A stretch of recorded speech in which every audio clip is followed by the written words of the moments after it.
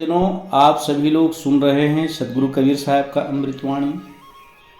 कर्म को अंग में पुनः सदगुरु कबीर साहब कहते हैं, बखत कहो या कर्म कहो, नसीब कहो निर्धार, सहस नाम है कर्म को, मन ही सिरजनहार। समय कहो, बखत कहो या कर्म कहो या नसीब कहो, निश्चय ही कर्म के सहस्त्रों नाम हैं और उनका बनाने वाला मन ही है। सारे कर्मों का करने वाला मन है। मन में गलत विचार उठते हैं, मन में अच्छे विचार उठते हैं, इसका निर्माण करने वाला एक मन ही है। चाहे उसको प्रारब्ध कहो, चाहे समय कहो, चाहे कर्म कहो, चाहे नसीब कहो, निश्चय ही कर्म के सहस्त्रों नाम है। कर्मों के इसलिए एक नाम नहीं है। सदगुरु कबीर साहब के कर्म के अनेक नाम हैं। इसलिए साहब बखत कहो या कर्म कहो, नसीब कहो निर्धार, सहस नाम है कर्म को, मन ही सिरजनहार। और इसका निर्माण करने वाला ये मन है। मन आदमी को एक तो नरक में डाल देता है, और यही मन मनुष्य को इस भवसागर से तार देता है। मनुष्य का मन अगर गुरु के संतों के चरणों में लग गया तो आवागमन के चक्र से मिटा देता है। लेकिन अगर यही संत गुरुजनों का संगत ना करके बुराइयों में फंस जाता है तो यही जीव को नरक ले जाता है। इसलिए कहते हैं बखत कहो, समय कहो या कर्म कहो, नसीब कहो, जो भी कहो, ये कर्म के अनेकों नाम हैं। और उसका बनाने वाला कौन है? मन है, कोई दूसरा नहीं है। भ्रमित लोग, अज्ञानी लोग कहते हैं कि कर्म को बनाने वाला भगवान।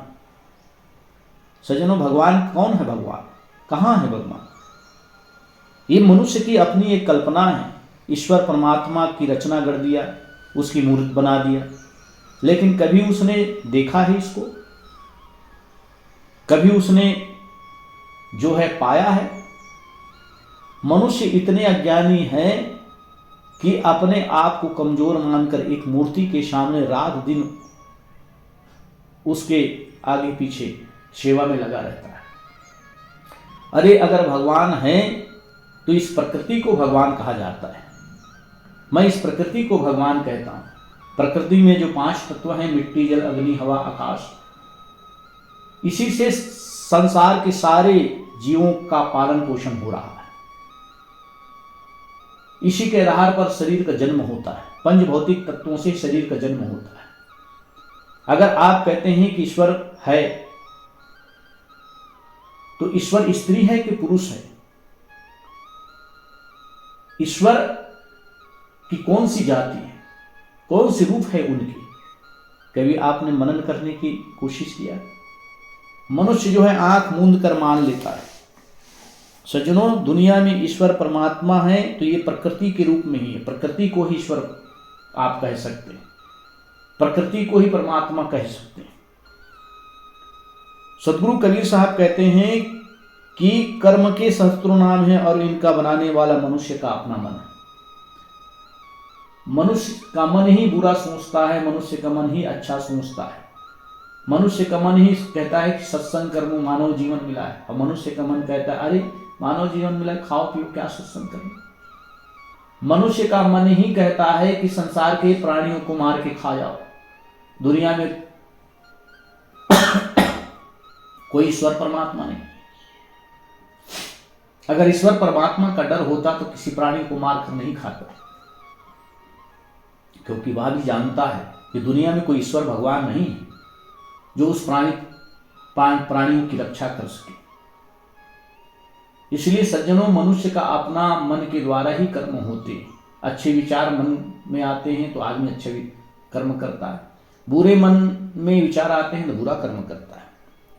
बाहिर सुख दुख देन को, हुकुम करे मन माय, जब उठे मन बखत को, बाहिर रूप धरि आए। मन प्रारब्ध का रूप धारण कर भीतर से ही बाहर सुख दुख देने की आज्ञा करता है। जब भोग का समय आता है तब मन प्रारब्ध रूप होकर बाहर प्रकट होता है। क्योंकि मन के द्वारा जो कर्म हुआ है वही प्रारब्ध का रूप धारण कर भीतर से ही बाहर सुख दुख देने की आज्ञा करता है। हमारे जीवन में जो सुख दुख होते हैं मन के द्वारा जो किया हुआ कर्म ही है। साहब इसलिए कहते हैं जो बाहर प्रकट भी होता है वह मन के द्वारा किया हुआ कर्म है। बाहिर सुख दुख देन को हुक्म करे मन माय, मन ही हुक्म करता है, मन ही प्रारब्ध बनाता है, मन ही सब कुछ करता है, मन ही इस शरीर का सृजन करने वाला है, मन ही इस जीव को नरक में डाल देता है, पशु पक्षी कीट की योनि धरा देता है। इसीलिए सदगुरु कबीर साहब कहते हैं मन के द्वारा जो कर्म होते हैं जीव प्रारब्ध रूप में भोगता है। उसी को भाग्य कहो चाहे कुछ भी कहो। सदगुरु कबीर साहब कहते हैं जब उठे मन बखत को बाहिर रूप धरि आए। जब भोग का समय आता है तब मन प्रारब्ध रूप होकर बाहर प्रकट होता है। इसीलिए मन के स्वभाव को समझिए, मन के द्वारा अच्छा कर्म करिए, मन में अच्छा सोचिए, मन में कल्याण करने का भाव रखिए, क्योंकि मन ही सद्गति और दुर्गति प्रदान करने वाला प्रमुख रूप से यही मन का स्वभाव। दुख लेने आ जावे नहीं, आवे आचा बूझ, सुख का पहरा होएगा, दुख करेगा कूच। कोई दुख लेने नहीं जाता, वह तो अचानक ही आ जाता है। आदमी कहीं जाता है तो दुख लेने नहीं जाता है कि मेरे जीवन में दुख आए, मेरे जीवन में कष्ट आए। आदमी कभी ये नहीं सोचता है। लेकिन जो कर्म कर लिए होते हैं, जो याद रहता है, उसमें यही सोचते रहते हैं, मन में सोच लेता है कि नहीं मुझे दुख मिलेगा। जैसे आदमी आग को पकड़ेगा तो जान जाता है कि आग से शरीर जलेगा, हाथ जलेगा, पैर जलेंगे। कांटे में पैर रखेंगे तो शरीर में दुखी होगा, पीड़ा होगा। तो सदगुरु कहते हैं दुख लेने आवे जावे नहीं, आवे आचाबूझ। अचानक दुख आ जाता है। जो जानबूझकर किया हुआ दुख सुख है और अनजाने में किया हुआ सुख दुख।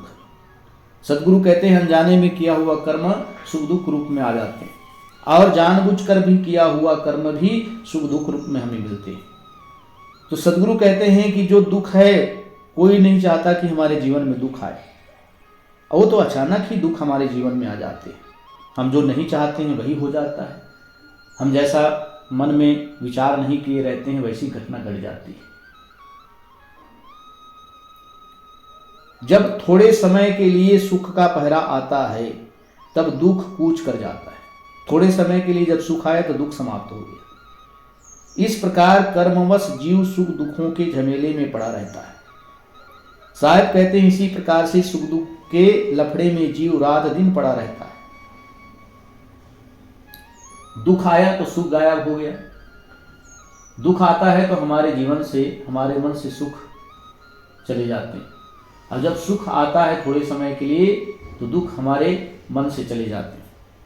इसी प्रकार सदगुरु कहते हैं दुख लेने जावे नहीं, आवे आचाबूझ। अचानक दुख सुख आते हैं, अचानक हमको सुख मिल जाता है, अचानक कोई आदमी अच्छी खबर देता है, अचानक आदमी को नौकरी लग जाता है, बड़े खुशी हो जाते हैं, अचानक उनको धन मिल जाता है। लेकिन अचानक दुख भी तो आता है। इसलिए इन कर्मों के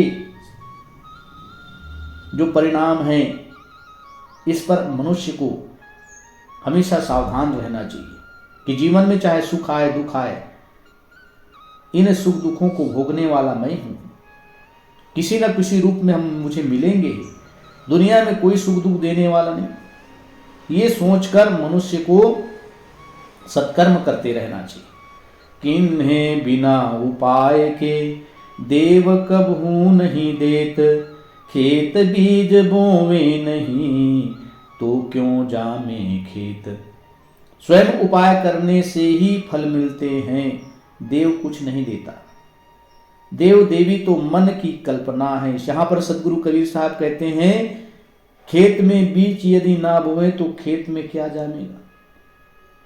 स्वयं उपाय करने से ही फल मिलते हैं, स्वयं आदमी को कर्म करने से फल मिलते हैं। और अगर आदमी सोचता है कि देवी देवता देते हैं तो ये तो देवी देवता आदमी की मन की कल्पना है। जितने भी देवी देवता हमारे भारतवर्ष में पाखंडियों ने कल्पना कर करके रचना की है, उसके आड़ में उनका मुख्य उद्देश्य है धन की प्राप्ति। बड़े बड़े मूर्ति स्थापना करके, मंदिर बना करके धन की कमाई हो रही है। और अंधे आदमी को ये सोचता भी नहीं है कि उस मंदिर में केवल मूर्ति है, मूर्ति में धन देने से उसका उपभोग मूर्ति नहीं करती। पंडित पुजारी जिसमें लगे हुए हैं, उसकी पूजा अर्चना में लगे हुए हैं, वो माला माल होते हैं। तो अज्ञानी आदमी जो है कभी भी ये नहीं सोचते कि मंदिर का बनाया हुआ मूर्ति इंसान के द्वारा ही है। मनुष्य ने अपने स्वार्थ के लिए, जो बुद्धिमान आदमी अपने स्वार्थ के लिए मूर्ति का निर्माण कर लिया, मंदिर बना लिए और उसी को धर्म मानकर, पूजा पाठ को ही धर्म मानकर, दान दक्षिणा को धर्म मानकर अपनी जीविका, अपनी रोटी बेटी सब पाल रहे हैं। सदगुरु कबीर साहब कहते हैं कि इन्हें बिना उपाय के कभी फल नहीं मिलते।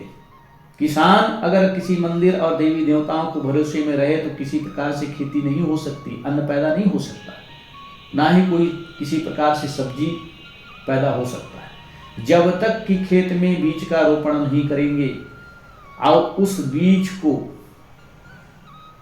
और भली भांति से उसकी रक्षा नहीं करेंगे तो उसको किसी प्रकार से फल नहीं मिल सकता है। सज्जनों, ये मनुष्य जानते हुए भी कि हमारे कर्मों के द्वारा ही हमको फल मिलते, लेकिन अंधे व्यक्ति, जिन विवेकहीन व्यक्ति ये सोचता है कि कोई देवी देवता दे रहा, कुछ धन मिल जाते हैं तो सोचते हैं भगवान ने दिया। अरे तुम्हारे अपने प्रारब्ध कर्म के द्वारा या पुरुषार्थ के द्वारा किया हुआ कर्म के फलस्वरूप आपको मिला। एक तो प्रारब्ध से मिलता है, दूसरा पुरुषार्थ में मिलता है। प्रारब्ध में यानी कर्म कर चुके हैं तब उसके फल में हमको मिलते हैं, और जो हमने कर्म कर लिए हैं उसके फल में भी मिलते हैं। इसलिए मनुष्य को किसी काल्पनिक देवी देवता के लोभ और चक्कर में नहीं पड़ना चाहिए। ये समझकर कि ये सारी चीज मनुष्यों की अपनी कल्पना है, संसार में कोई देवी देवता नहीं है, हमारे अपने कर्म ही देवी देवता है, जो हमारे कर्म के द्वारा हमको फल मिलता है। संसार में कोई किसी को फल नहीं देता। रे मन भाग्य ही भूल मत, जो आया मन भाग, सो तेरा टलता नहीं, निश्चय संशय त्याग। सदगुरु कबीर साहब कहते हैं, अरे मन, प्रारब्ध को मत भूल, जो प्राप्त हो उसे अपना प्रारब्ध समझ। तेरे प्रारब्ध के सुख दुख टल नहीं सकते, अतः निश्चय पूर्वक संदेह को हटा दे। मनुष्य के मन में यही संदेह रहता है कि ये फल जो मिल रहा है किसी के द्वारा मिल रहा है, कोई देवी देवता दे रहा है या कोई मनुष्य मुझ पर कृपा कर रहा है। सदगुरु कबीर साहब कहते हैं, अरे मन, ये तुम्हारे अपने प्रारब्ध में किए हुए कर्म का फल है, क्योंकि तेरे प्रारब्ध के सुख दुख टल नहीं सकते। जो प्रारब्ध में हमने सुख दुख कर्म की कमाई कर लिया है वो कभी खाली नहीं जा सकता है, किसी न किसी रूप में मिलेंगे। मनुष्य हमारी सहायता करता है तो हमारे अपने प्रारब्ध के रूप में जो कर्म किए हैं उसी के आधार हम पुरुषार्थ करते हैं तो उसके फल में भी हमको जो मिलता है सुख दुख लाभ हानि हमारे जीवन का है, हमारे अपने कर्मों का है। इसलिए मनुष्य को किसी भी प्रकार से संशय नहीं करना चाहिए, केवल अच्छा कर्म करते रहना चाहिए, जीवन में पुरुषार्थ करते रहना चाहिए। तेरा बैरी कोई नहीं, तेरा बैरी फैल, अपने फैल मिटाए ले, गली गली कर सैल। तेरा शत्रु कोई नहीं, तेरा शत्रु तेरी बुराई है। तेरा शत्रु, तेरा मित्र तेरे अंदर मन ही है। सदगुरु कबीर साहब कहते हैं, तेरा शत्रु कोई दूसरा नहीं है, तेरा शत्रु तेरे ही अपने अंदर की बुराई है, जो कल्याण करने में नहीं लगता है। तेरी बुराई के कारण जो है तेरा मन कल्याण करने में नहीं लगता है, सत्संग में नहीं लगता, पुण्य कर्मों में नहीं लगता। केवल पाप कर्मों में लगता है, ये तेरे अपने बुराई के कारण। अतः अपनी बुराइयों को मिटा कर फिर स्वच्छंद होकर विचरण क्यों नहीं करते। सदगुरु कबीर साहब कहते हैं कि अपनी समस्त बुराइयों को त्याग कर गली गली में स्वच्छंद विचरण कर, तेरा कौन क्या बिगाड़ सकते हैं। चाहे आकाश पताल जा, फोड़ी जाहु ब्रह्मांड, कहें कबीर मिट्टी है नहीं, देह धरे का दंड। आकाश पताल भले नाप डालो और चाहे ब्रह्मांड ही क्यों ना फोड़ जाओ, परंतु गुरु कबीर साहब कहते हैं कि देह धारण करने का प्रारब्ध भोग बिना भोगे मिट नहीं सकता।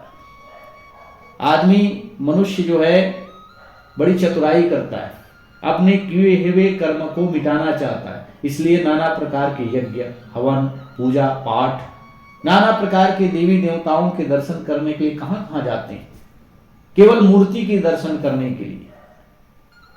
आदमी जो है जगन्नाथ जाता है केवल मूर्ति के दर्शन करने के लिए, सोचता है कि मेरे सारे पाप नष्ट हो जाएंगे। अरे पगले, तेरे पाप नष्ट नहीं होंगे, तेरे किए हुए कर्म तेरे पीछे में है। जो तुमने कर चुका है उसका फल तो मिलेगा ही, आज नहीं तो कल मिलेगा। आदमी वैष्णो देवी का दर्शन करने जाते, आदमी जो है महामाया का दर्शन करने जाते, पता नहीं कहां कहां दर्शन करने के लिए भटकते रहते, जबकि वो मनुष्य के द्वारा बनाया हुआ एक मूर्ति है।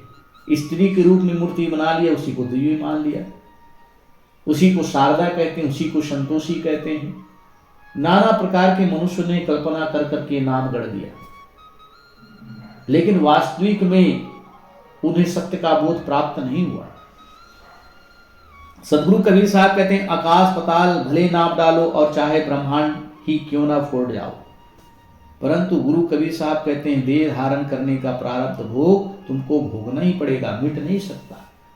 जो जीवन मिला है उसमें जो कर्म हो चुके हैं उसका फल भोगना ही पड़ेगा, आज नहीं तो कल।